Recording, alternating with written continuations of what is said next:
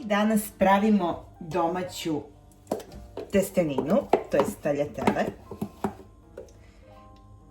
Ovako ćemo na vrh da stavimo 100 grama. Zatim ubacujemo napravili smo ovako krug i ubacujemo jedno jaje. Sada polako ovako jednom špatulom samo mešamo, trudeći se da nam ne iscuri. Naravno, ukoliko je potrebno, dodat ćemo još više brašna, jer količina brašna zavisi i od toga koliko je jaje, to jest veličine jajeta.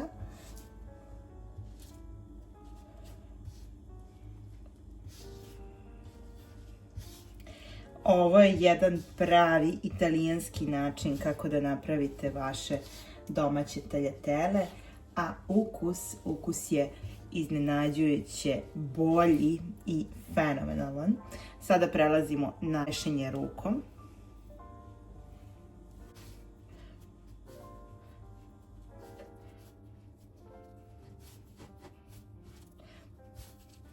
Naravno, pravljenje domaće testenine nije najčistiji posao, moram odmah da vam napomenem.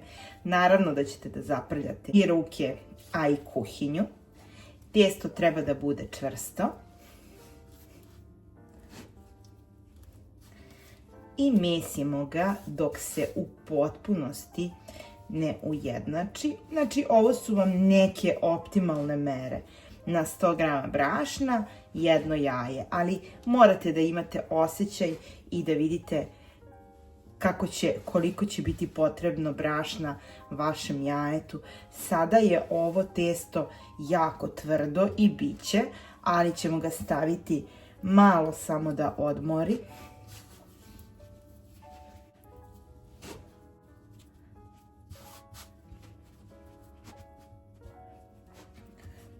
I evo ga, kada smo pokupili svo brašno, naše tijesto trenutno ne izgleda najlepše, ali ono što ćemo uraditi, to je, idemo da operemo ruke za početak.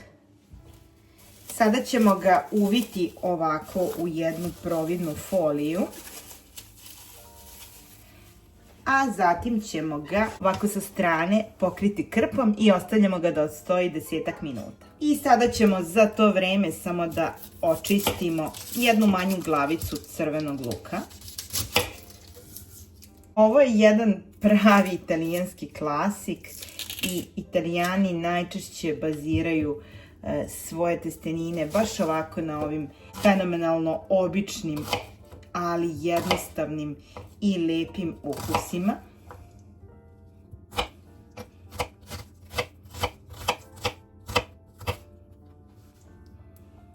Sackamo i drugu.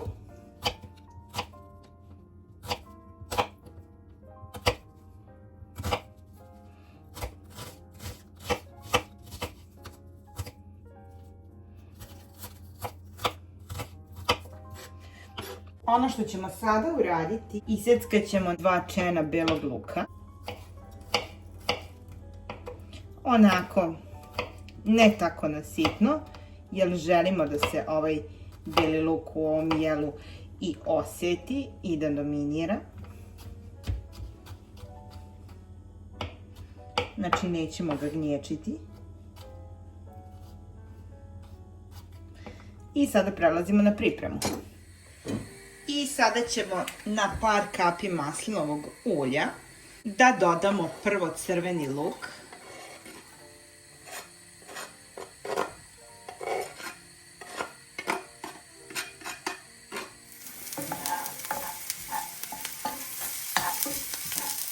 I evo ga, ovo je trenutak kada ćemo dodati i beli luk.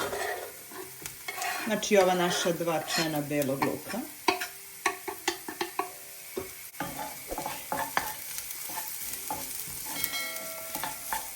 Samo blago ga dinstamo dok beli luk ne pusti svu svoju aromu. Ne sme nikako da zagori. I sada dodajemo paradajz koji je očišćen od kožica, a vidite iseckan je.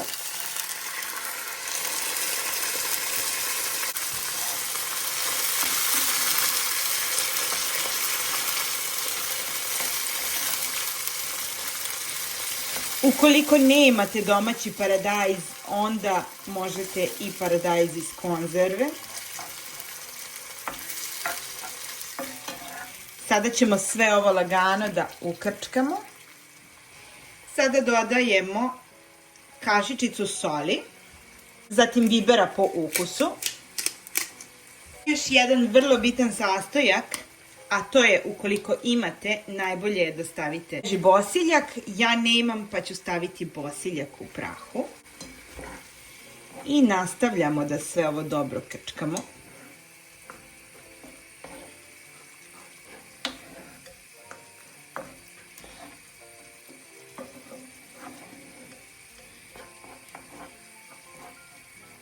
Da bi napravili balans, dodat ćemo i prstohvat šećera. I evo ga, testo nam je odstojalo. Vidite kako je već mekano. Samo ćemo da ga premesimo. U ovom slučaju najbolje dođu one mašine koje imaju baš za pravljenje paste, ali ja tu mašinu nemam. Tako da danas je pravimo ručno. Ovdje imam riz, pa ću samo da pobrašnim.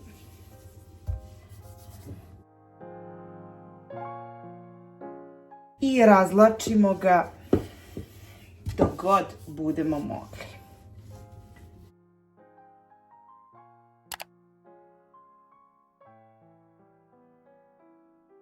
Malo je teže za razlačenje, ali verujte mi, bit će vrijedno svakog zalogaja.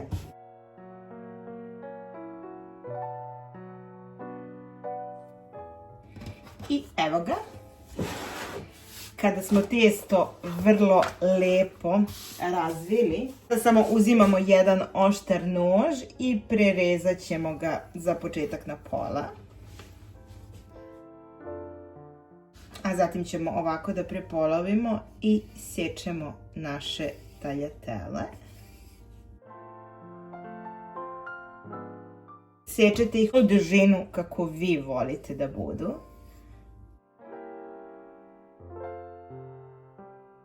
Mogu da budu kraće, mogu da budu i duže. Mogu da budu i ovako cijelom dužinom da ih sečete. Ukoliko vi tako više preferirate. Znači sve je stvar ukusa.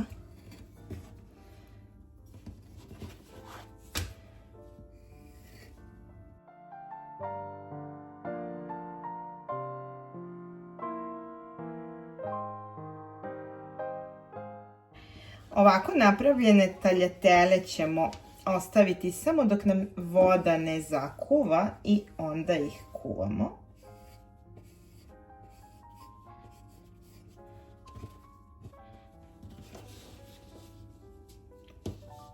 Možemo čak i ovako da ih presječemo, pa onda da idu lakše.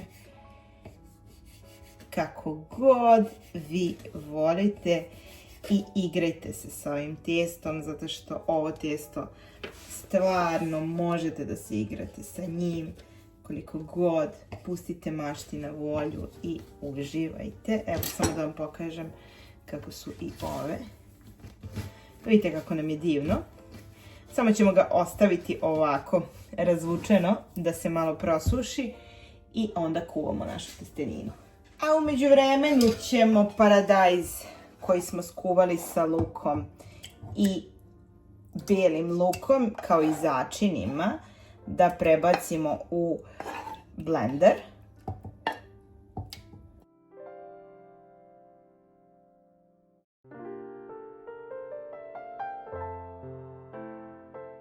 Dodat ćemo 2 kašike parmezana.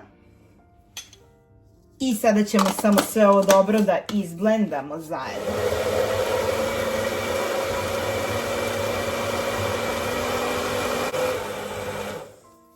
I sada kada je sve ovo ovako lepo izblendano, vraćamo ga u tiganj i spajamo s taljatelama. Pa ćemo vruću vodu kako bi obarili taljatele. U tu vruću vodu ćemo dodati kašičicu soli. A zatim ćemo ovaj naš sos koji smo izblendali da preručimo u tiganj.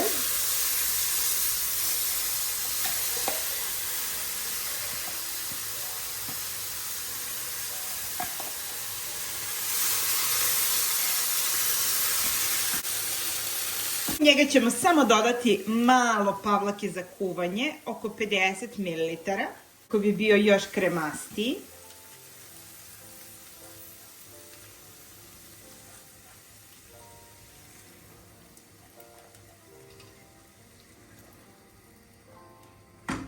I sada spuštamo tagliatelle u vrelu vodu. Kuvamo ih svega samo par minuta.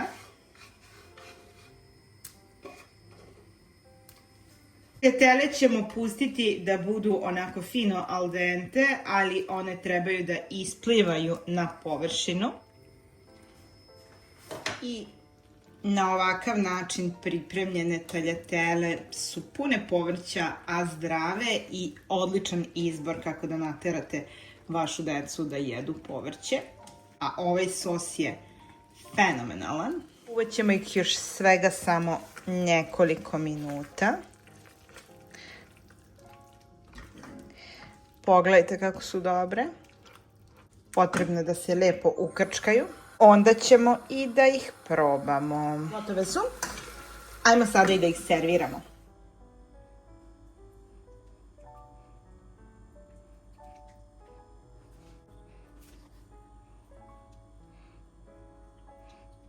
Stavit ćemo samo odozgo još malo parmezana.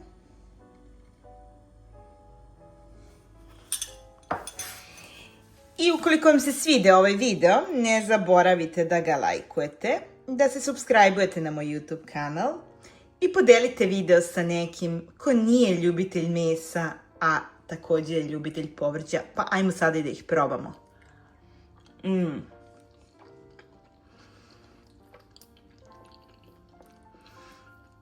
Domaća testenina ne može nikada da se uporedi sa onom kupovnom. Savršene su. Ljubim vas puno. Ćao!